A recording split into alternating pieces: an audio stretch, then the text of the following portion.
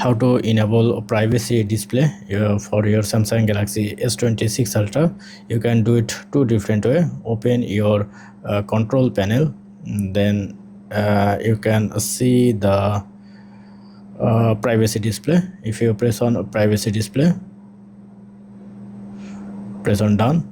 Now if you phone like that, nothing will shown the other side or other person.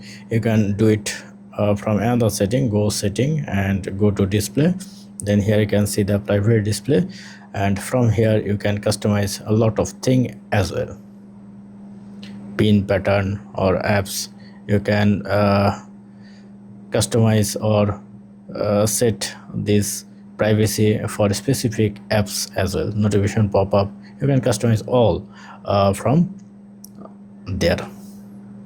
So that's it. Thank you. Don't forget to thumbs up and do subscribe. Have a good day.